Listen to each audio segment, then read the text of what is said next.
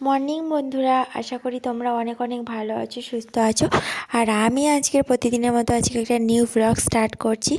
মা দেখো সারা রাত ধরে ডাল বেটেছে, আর আমি একটু কুমড়োটা গ্রেট করে দিয়েছিলাম। তো তারপরে সেগুলোকে ভালো করে মিক্স করে নিয়ে ভোরবেলা উঠে গেছিলো, আর উঠে গিয়েও আরেকবার করে ডালটা তো আমাদের শিলেই বাটা হয়, কারণ মিক্সারে ডাল বাটলে আমাদের বড়ি কেউ খায় না, মানে আমার মা তো পছন্দ করে না মিক্সারে ডাল মিক্সিং করলে, খুব বাজে হয় নাকি বড়িটা, তাই জন্য আমার মা সিলাই বেটেই তৈরি করে। তারপর মায়ের সাথে আমি একটু হাতে হাতে লাগিয়ে কাজটা করে দিচ্ছি একদম। আর এখন বাজে 6:53, সরি 7:53। তো এইগুলো বেশ বড় বড় সাইজ করে দেখো থোপা থোপা করে করে দিচ্ছি পুরো বড়ির আকারে। তো দারুণ কিন্তু আঠা ডালগুলোতে, কারণ এগুলো আমাদের বাড়িতেই তৈরি হয়েছে, বাড়ির বাগানেই ডালটা ভালো, মানে গাছ, আরে সরি, ডালের বীজগুলো ছড়িয়েছিল, তার থেকে গাছ হয়েছে, তার থেকে বিউলির ডালটা হয়েছে। সেগুলো আবার শুকনো করে শিলে ভেঙে ভিজিয়ে তারপরে এই যে অবশেষে মিক্সিং করে চাল কুমড়োর সাথেও তারপরে এটা এইভাবে করে নিচ্ছে। তো আমি তো এমনি পারি বড়ি দিতে, মায়ের সাথে করতে করতে শিখে গেছি, এখন কোনো কষ্টই হয় না। আর আগে করতে করতে হাতে যন্ত্রণা ধরে যেত। মা দেখো পাশে দিয়ে নিচ্ছে। তারপর আমি এই শাকগুলো তুলে নিয়ে এসেছি, আর এগুলো কী শাক কমেন্ট করতে একদম ভুলো না। তবু আমি তোমাদেরকে বলছি শাকটার নাম, যদিও তোমরা অনেকে জানবে না। এটা হচ্ছে গিমে শাক। এটা হচ্ছে শহরের দিকে খুব কম পাওয়া যায়, এটা গ্রামেই বেশি হয়, পুকুর পাড়ের দিকে। আর আমাদের পুকুর পাড়ে তো ভর্তি। আর আমি যে কালকে রাতে চিংড়ি মাছটা কিনে নিয়ে এসেছিলাম, সেটা তোমরা হয়তো দেখেইছো। তাই চিংড়ি মাছ রয়েছে, আর আলু দিয়ে একটু হালকা ভাজা ভাজা করব, দারুণ লাগে কিন্তু খেতে। আর বিকট তেতো, মানে এই শাকটা তেতোই কিন্তু ভীষণ হেলদি। এগুলো খেলে নিম পাতা খাওয়ারই কোনো কাজে লাগে না, পুরো সেম সেম কাজ হয়।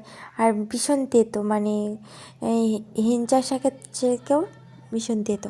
তারপর আমি আবার গাছ থেকে তেঁতুলগুলো পেড়ে নিয়ে চলে এসেছি। কি লম্বা লম্বা তেঁতুল জানো তো তোমরা, কিন্তু আমার মেয়ে সব ভেঙে নষ্ট করে দিয়েছে। সব তেঁতুলগুলো দেখো কি বাজে না কাণ্ড। আমি এই তেঁতুলগুলো ভাবলাম টক করব, আর ভাবলাম পিয়ালিতে নিয়ে যাব, কিন্তু সব ভেঙে দিয়েছে, আমার একদম ভালো লাগছে না। আর বাড়িতে সিলভার কাপ মাছ তো রয়েইছে, তোমরা দেখেছো কালকে রাতে আমি ভেজে নিয়েছি, মাছের ঝোল করেছিলাম, আর কয়েকটা পিস রয়েছে। তো মাকে বললাম, মা তুমি কচুটা ভালো করে ধুয়ে নিয়ে আসো কেটে ফেটে, আর এটা দিয়ে ভালো সুন্দর করে একটা টক বানাবো। তারপর আমি চলে এসেছি এখন এই যে এর দিকে, বড়ির দিকটাতে, আর ওদিকে সব রান্নার কাজও গুছিয়ে দিয়ে এসেছি। তো বড়িটা একদম শুকনো হয়ে গেছে চারদিকটা দেখো। আর এইগুলো হচ্ছে আগের দিনের বড়ি, পার্ট 1 আগের দিন তোমাদের দেখিয়েছিলাম, আর এটা হচ্ছে পার্ট 2। বড়ি দেওয়া আজকে কমপ্লিট হলো, আবার কবে দেওয়া হয় কে জানে।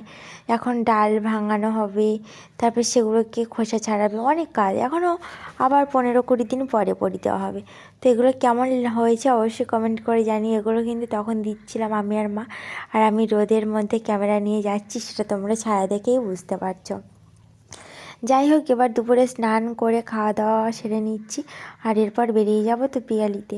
আর এখানে দেখো কচুর টকটা একদম রেডি, অবশেষে বেরিয়ে এসেছি। আর এখন রোদ উঠে গেছে, পুরো দুপুর বাজে। আমি গায়ের স্টলটা গায়ে দিয়ে দিয়েছি, আমার পিছনে মা আসছে মেয়েকে নিয়ে।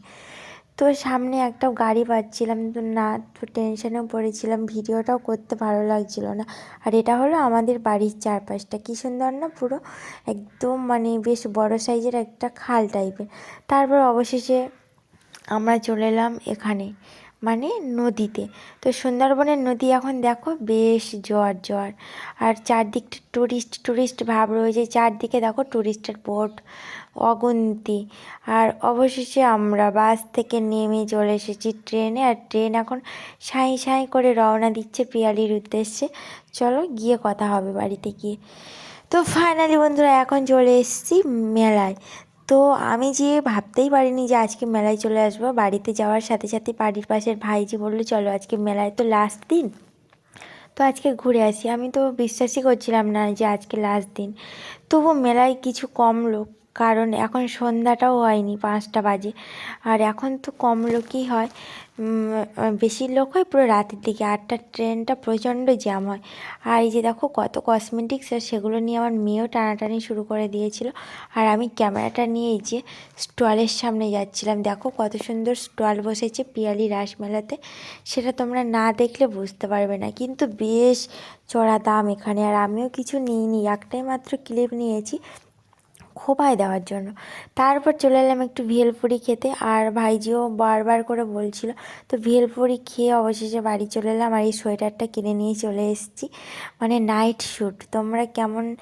তোমাদের কেমন লাগছে কমেন্ট করতে একদম ভুলো না। আর এটা হচ্ছে পিঙ্ক কালারের, আরেকটা রয়েছে ব্লু কালারের, নেভি ব্লু। তো যাই হোক, এখন রান্নাটা করিনি। আর এটা কিন্তু ভালোই শীত আটকে দিচ্ছে, আর বেশ গরম গরমও লাগছে। তারপরে এখন রান্নাটাও করে নিচ্ছি। এখানে তরকারি হচ্ছে, আর এখানে ভাত। তরকারি বলতে এখানে হচ্ছে ডিমের অমলেটই হচ্ছে। আজকের ব্লগটা যদি তোমাদের ভালো লাগে তাকে অবশ্যই আমার চ্যানেলটিকে সাবস্ক্রাইব করতে একদম ভুলো না। ওখানে দেখো চুবড়িতে কিন্তু বাঁধাকপি সব কিছু কুচোনো রয়েছে, বাঁধাকপি, মটরশুঁটি, তারপরে টমেটো। আর এখানে দেখো মগটাতে ডাল ভিজে রেখেছি, এগুলো দিয়েই ভালো করে মাখা মাখা তরকারি করে নেব। যাই হোক, একাই এসেছি, একাই করে নিচ্ছি, আর কি হবে। আর এখানে ডিমের অমলেটটা পুরো রেডি হয়ে যাচ্ছিলো আমার। তো তোমরা কারা কারা হচ্ছে সন্ধ্যার রান্নার জন্য প্রস্তুতি নিচ্ছ কমেন্ট করে জানাতে একদম ভুলে যেও না। আর বাজার থেকে নিয়ে চলে এসেছিলাম আসার সময় যে মটরশুঁটি, তারপরে টমেটো, আর হচ্ছে কাঁচা লঙ্কা, আর যে বাঁধাকপিটা। তারপর অবশেষে আমরা খেতে বসে গেছি। দেখো ওকে সেদ্ধ ডিমটা করে দিয়েছি, আর ও এই অবস্থাটা করেছে। যাই হোক, ওকে ভুলিয়ে বালিয়ে খাওয়াতে হবে। আর আমিও ডিম ভাজা নিয়ে নিয়েছি, মানে ডিমের অমলেট। আর এখানে তরকারিটা কেমন হয়েছে কমেন্ট করতে একদম ভুলো না, একদম জাস্ট অসম লাগছে। আমার তো খুব লোভ লাগছে দেখেই। তো আজকের ভিডিওটা এই পর্যন্ত। তো সো গাইস, তো তোমরা ভালো থেকো, অবশ্যই করে আমার চ্যানেলটিকে সাবস্ক্রাইব করে দিও প্লিজ, আর একটা লাইক করতে একদম ভুলো না। তো দেখা হচ্ছে কাল, আর বেশি বেশি করে শেয়ার করে দিও আমার ভিডিওটা তোমার বন্ধু বান্ধবী যার যার ভালো লাগে।